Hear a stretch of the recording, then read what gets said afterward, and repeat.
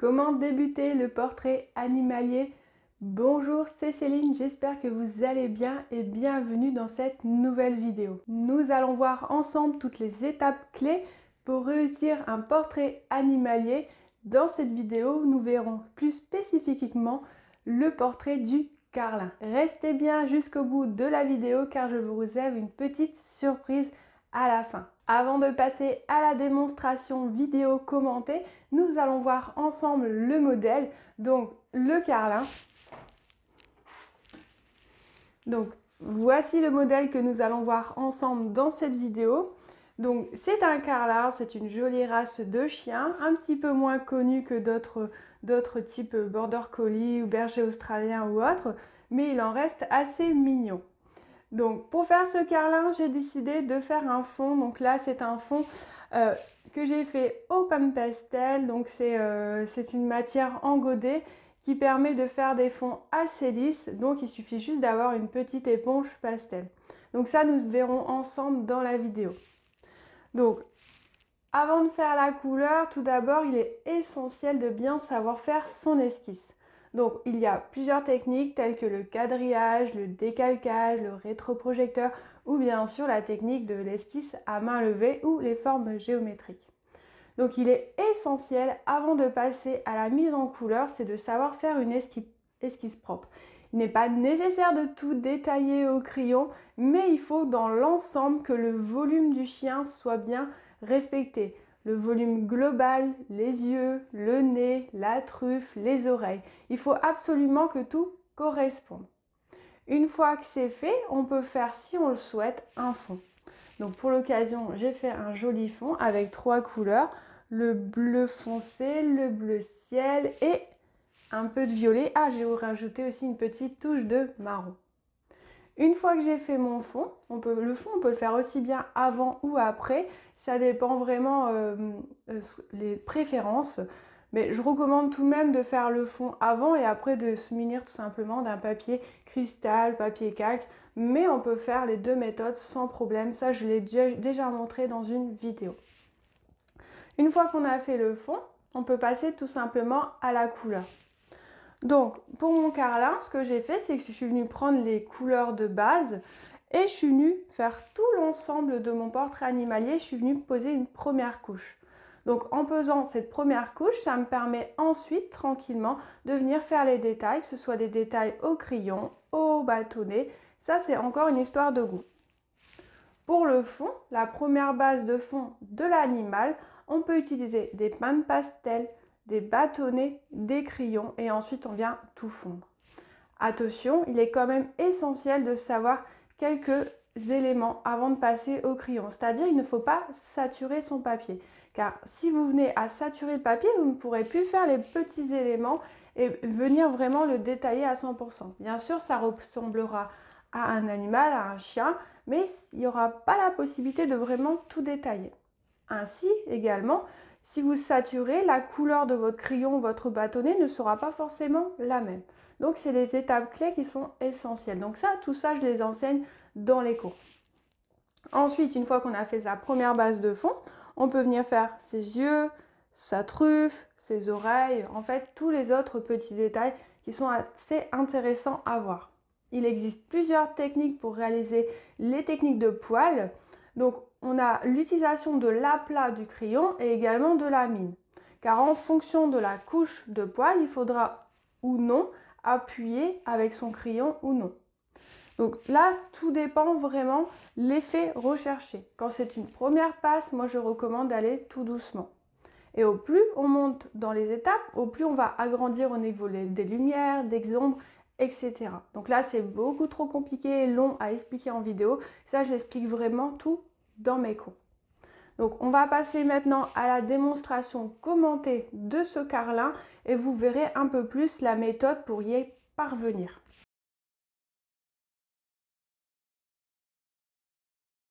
Ce magnifique carlin est disponible en offre de lancement jusqu'à dimanche. J'ai également créé un pack de cours. Donc si vous voulez en savoir un petit peu plus, je vous invite vraiment à vous inscrire à la newsletter avant dimanche car je vais envoyer quelques mails pour vous prévenir de ces offres de promotion. Les personnes inscrites à la newsletter reçoivent régulièrement des offres qui ne sont pas disponibles sur mon site. Donc si vous souhaitez vous inscrire à la newsletter, le lien est juste en dessous de la vidéo. Si vous débutez également le pastel, j'ai 1 heure de cours ainsi que de guides offerts. Donc le lien est juste également en dessous de la vidéo. Nous allons pouvoir passer à la démonstration commentée, mais avant ça, je vous invite vraiment à liker la vidéo. Un grand merci à vous. Alors, pour bien débuter, comme je vous expliquais, il est essentiel de savoir faire son esquisse. Alors, pas de panique, pour cela, il existe différentes techniques. Donc, dans mes cours, j'enseigne la technique des quadrillages, mais vous pouvez facilement décalquer car je vous fournis l'esquisse, la photo du modèle. Et si vous souhaitez d'autres informations ou autres, je vous inviterai à m'envoyer un petit mail. Donc pour la technique des quadrillages, il n'y a rien de plus facile.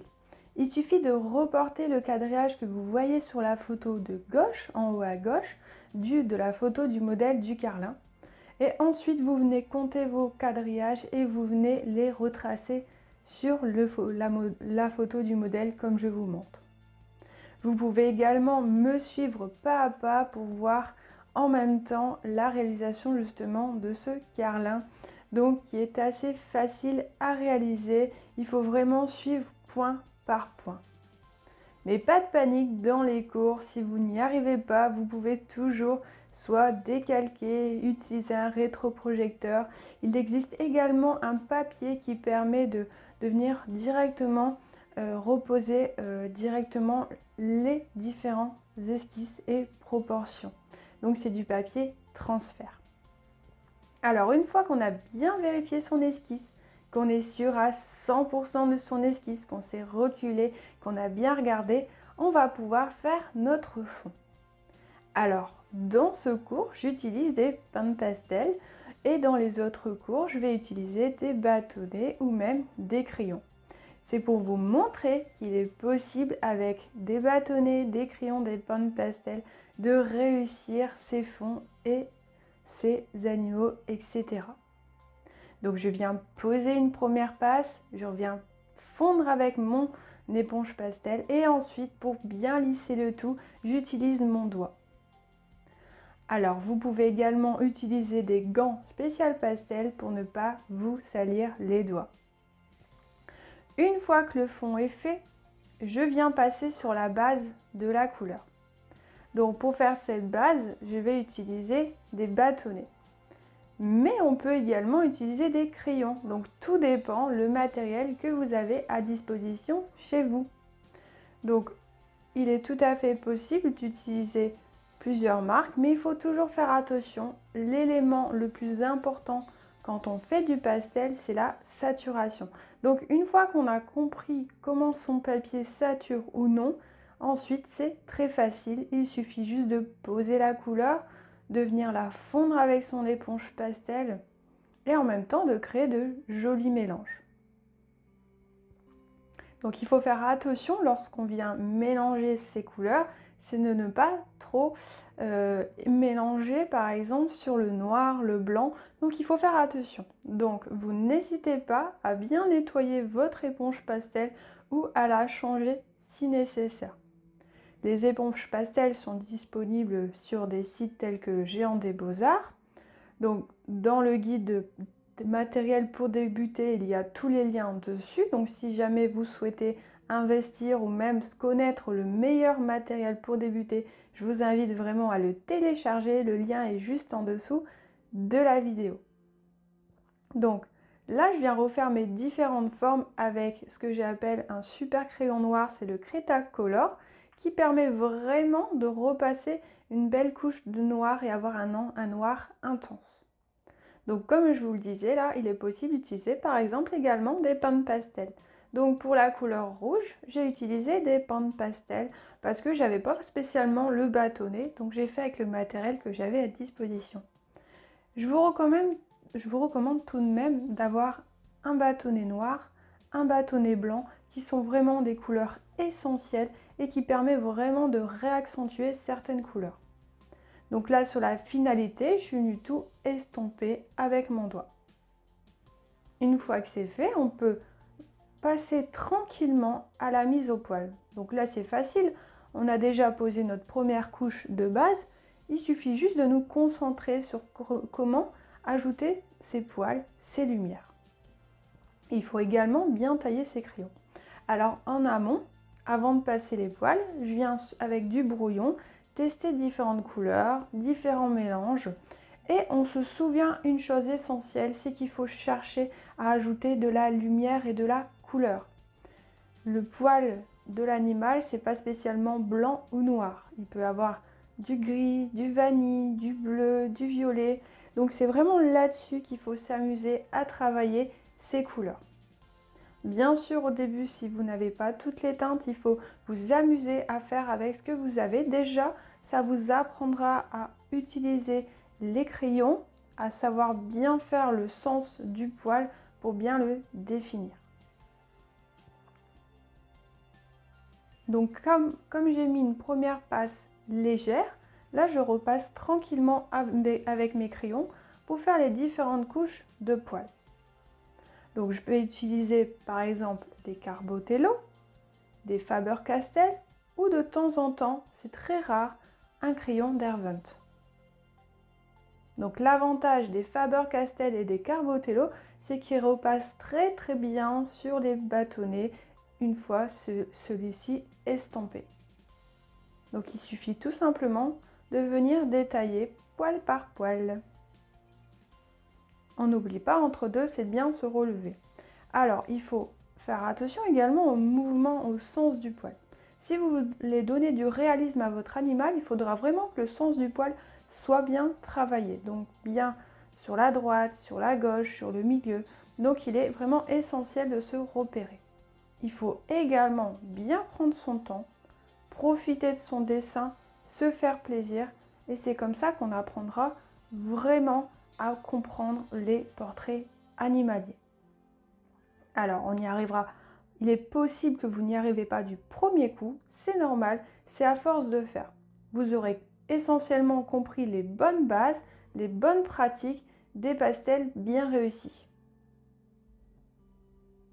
Donc il n'y a pas de secret, si vous voulez vraiment réussir dans vos portraits animaliers, il faut un petit peu s'exercer, donc il ne faut pas abandonner au premier. Il est possible que votre meilleur portrait animalier soit le deuxième, soit le troisième, soit le quatrième. Il faut vraiment persévérer, ne pas avoir peur de faire différents sujets, parce que les chiens sont différents, les poils, les couleurs, etc. Donc il ne faut pas avoir peur de tester plusieurs types de portraits animaliers. Donc là, on y voit les yeux. Alors surtout, restez bien sur la chaîne cette semaine, car à 7 h, un rendez-vous dans la semaine. C'est la petite surprise que je vous réserve à la fin de la vidéo. Nous allons voir ensemble différents cours. Donc on y verra le cours sur les yeux et le cours sur le nez. Donc surtout restez bien jusqu'au bout de la vidéo, je vais vraiment vous partager toutes ces infos et astuces. N'oubliez pas également de vous abonner et d'enclencher la petite cloche pour vraiment ne pas rater ces nouveautés qui vont arriver sur la chaîne.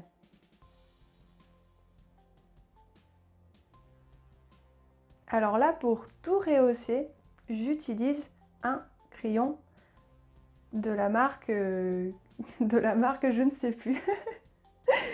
Donc j'utilise un carandage, c'est ça, donc la marque carandage qui permet de rehausser à la fin.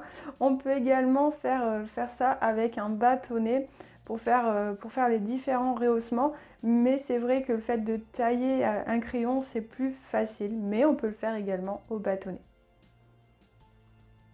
Donc là je fais vraiment les derniers détails, je rehausse le tout pour vraiment que le portrait animalier ressorte. Alors il y a une zone aussi qui est hyper intéressante à travailler, c'est tout le tour de son petit nez. C'est une zone que j'apprécie particulièrement à travailler, qui est très intéressante. Donc à force de poser différentes couches de pastel et de venir un petit peu les fondre avec nos doigts, on voit que celui-ci devient assez doux, assez lisse, et c'est vraiment cela qu'on recherche avec le pastel. On recherche vraiment quelque chose de très doux. Donc pour le nez, je vais utiliser différents gris, donc des gris qui sont un peu plus sombres, des gris un peu plus clairs. Donc on va utiliser des couleurs froides et des couleurs chaudes pour vraiment faire ressortir notre nez.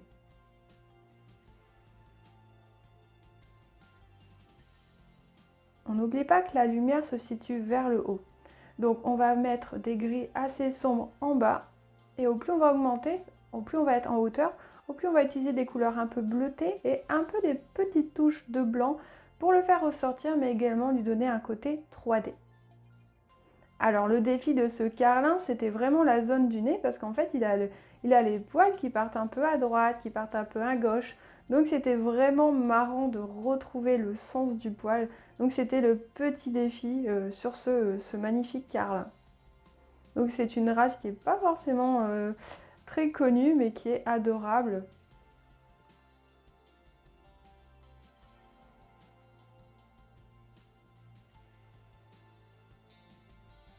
Donc là c'est vraiment sympa de voir notre carlin prendre forme. Et on voit vraiment le mouvement qui ressort et on voit ce côté réaliste de notre pastel qui est vraiment très sympathique. Alors pour le corps là, c'était vraiment rapide et facile comme la couche de base était déjà posée. En fait, au lieu d'utiliser la pointe du crayon, là on va s'amuser à travailler un peu avec l'aplat pour venir lui donner un premier sens de poil. Donc c'est-à-dire on va aller dans le sens du poil, on va faire des mouvements sans trop appuyer sur le crayon. Une fois cette étape bien faite, où on a rehaussé les couleurs, on a replacé les ombres, et ben on va tout simplement estomper. Comme ça va lui donner un petit côté flou et ça permettra vraiment de faire ressortir le visage et non les poils du dessus. Donc pour bien faire ressortir la tête et le visage, on n'oublie pas de mettre un petit peu de noir, un petit peu de marron foncé, un petit peu de gris dans le blanc pour vraiment donner l'ombrage. Et tous les petits derniers détails, les moustaches, etc. qui font que notre carlin sera fini totalement. J'espère que la démonstration vous a plu. Alors en début de vidéo, je vais vous parler d'une surprise. Donc à partir de demain, tous les jours sur cette chaîne à 7 h, je publierai une nouvelle vidéo. Alors nous allons voir ensemble des extraits de cours, que ce soit sur les animaux, les paysages, les florales, etc. Donc tous les jours à 7 h, rendez-vous sur cette chaîne pour de nouveaux conseils, de nouvelles astuces. Donc il y aura des extraits de mes cours personnels et on se verra aussi également ensemble en vidéo. Donc ça sera vraiment varié. Et on n'oublie pas, Jérôme vous donne rendez-vous tous les dimanches sur la chaîne ici pour vous partager ses conseils et astuces également. Donc pour ne pas rater tout ça, je vous invite à vous abonner, à enclencher la petite cloche pour ne pas rater les prochaines vidéos. N'oubliez pas également, si vous souhaitez participer au cours et bénéficier d'offres exceptionnelles, inscrivez-vous à la newsletter pour ne rien rater. Donc le lien est juste en dessous de la vidéo. En attendant, d'autres vidéos sont disponibles sur la chaîne et je vous dis à très vite et bon dessin pastel.